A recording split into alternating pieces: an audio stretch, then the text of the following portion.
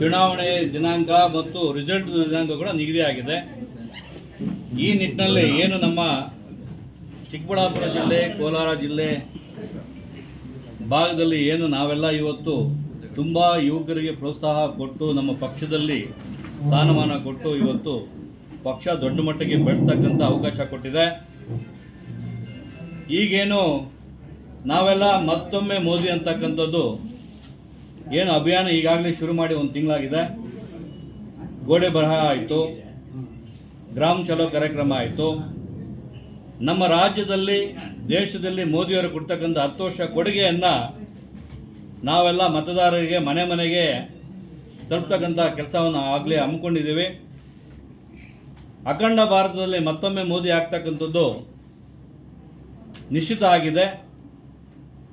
ಕೇವಲ ಬಾಕಿ ಉಳ್ಕೊಂಡಿರ್ತಕ್ಕಂಥದ್ದು ಎಷ್ಟೊಂದು ಸೀಟು ಬರ್ತಕ್ಕಂಥದ್ದು 400 NDA ಸೇರಿ 400+ ಆಗಿರ್ತಕ್ಕಂಥದ್ದು ಈಗಾಗಲೇ ಎಲ್ಲ ಸರ್ವೆಗಳಲ್ಲಿ ಬಂದಿದೆ.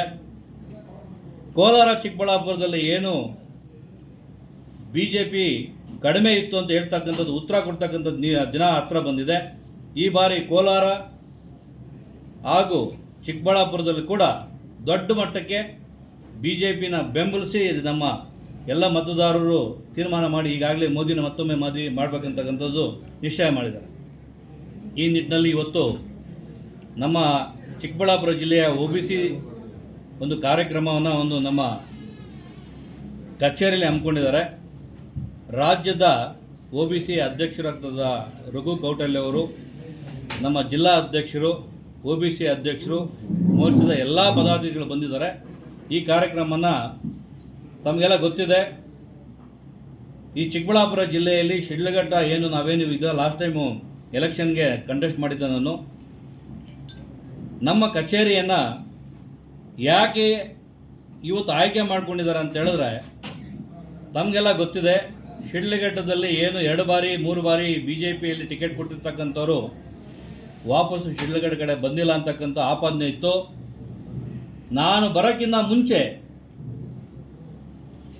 ಪಕ್ಷ ದೊಡ್ಡ ಮಟ್ಟಕ್ಕೆ ನಿಲ್ಲುತ್ತೆ ಅಂತಕ್ಕಂಥ ಉದಾಹರಣೆ ಕೊಡಬೇಕಂತೇಳಿ ನಾವು ಇವತ್ತು ಏನು ಥಿಯೇಟ್ರನ್ನ ಹೊಡೆದಾಕಿ ದೊಡ್ಡ ಆಫೀಸ್ ಮಾಡಿ ಆಫೀಸ್ ಉಳಿಸ್ಕೊಂಡು ಜಿಲ್ಲಾ ಮಟ್ಟಕ್ಕೆ ಸಮಾವೇಶ ಮಾಡ್ತಕ್ಕಂಥ ಕಾರ್ಯಕ್ರಮ ಒಂದು ಇವತ್ತು ಶಿಡ್ಲಘಟ್ಟಕ್ಕೆ ಒಂದು ಸೌಭಾಗ್ಯ ಇದೆ. ಮುಂದಿನ ದಿನಗಳಲ್ಲಿ ಶಿಡ್ಲಘಟ್ಟದಲ್ಲಿ ಕೂಡ BJP ಬಾವುಟ ಹಾರಿಸ್ತೀವಿ. BJPಗಾದರೂ ಆಗ್ಬೋದು, JDSಗಾದರೂ ಆಗ್ಬೋದು. ಆಗ್ತಕ್ಕಂಥ ನಿರ್ಧಾರ ಇವತ್ತು ನಾಳೆಯಲ್ಲಿ ತೀರ್ಮಾನ ಆಗುತ್ತೆ. ಸರ್, ಅಭ್ಯರ್ಥಿ ರೇಸಲ್ಲಿ ಯಾರು ಕೊಟ್ಟರು ಮಾಡಬೇಕಂತ ನಮಗೆ ಸೂಚನೆ ಇದೆ. ನಾವೇನು ಇಂಥವ್ರಿಗೆ ಕೊಡ್ಬೇಕಂತ ಹೇಳಿಲ್ಲ. ಈಗಾಗಲೇ ಇರ್ತಕ್ಕಂಥ ನಮ್ಮ MP ಅವರು ಸಾಕಷ್ಟು ಕೆಲಸ ಮಾಡಿದ್ದಾರೆ, ಅವ್ರಿಗೆ ಕೊಡಬೇಕಂತ ನಾವು ಕೇಳಿದ್ದೀವಿ. ಅದು ಬಿಟ್ಟು ಬೇರೆ ಪಕ್ಷ ತೀರ್ಮಾನ ಮಾಡ್ತಿದ್ರು ನಾವು ಬದ್ಧವಾಗಿದ್ದೀವಿ ಅಂತ ಹೇಳಿದ್ವಿ. ಈಗ ನಮಗೆ JDS ಮತ್ತು BJP ಮೈತ್ರಿ ಏನಿದೆ, ಈಗಾಗಲೇ ಸೀಟಿಗೆ ಹೋಗಿ ಈಗ JDS ಇಂದ ಕೋಲಾರಕ್ಕೆ ಬೇಕು ಅಂತ ಕೇಳ್ತಾ ಇದ್ದಾರೆ. ಅದು ತೀರ್ಮಾನ ಆಗಿಲ್ಲ. ಇವತ್ತು ನಾಳೆ ತೀರ್ಮಾನ ಆಗುತ್ತೆ. ನಮಗೇನು BJP ಆದರೂ ಒಂದೇ, JDS ಆದರೂ ಒಂದೇ, ಇಬ್ಬರು ಸೇರಿ ಎಲೆಕ್ಷನ್ ಮಾಡ್ತಾ ಇರೋದ್ರಿಂದ, ಮೋದಿಗೋಸ್ಕರ ಮಾಡ್ತಾ ಇರೋದ್ರಿಂದ ಎಲ್ಲ ಸಿದ್ಧತೆ ರೆಡಿ ಆಗಿದೆ. ನಾವೆಲ್ಲ ಸ್ವಾಗತಿಸಿದ್ದೀವಿ. ಯಾರು ಕೊಟ್ಟರು ನಾವು ಕೆಲಸ ಮಾಡ್ತೀವಿ. ಚಿಕ್ಕಬಳ್ಳಾಪುರದಲ್ಲಿ ನನ್ನ ಹೆಸರು ಬಂದಿರತಕ್ಕಂಥದ್ದು ನಿಜ. ಈಗ ಏನು ಹಿರಿಯ ಮುಖಂಡರುಗಳಿಗೆ ದಯಮಾಡಿ ಕೊಡಿ ಅಂತ ನಾನು ಪ್ರಾರ್ಥನೆ ಮಾಡಿದ್ದೆ.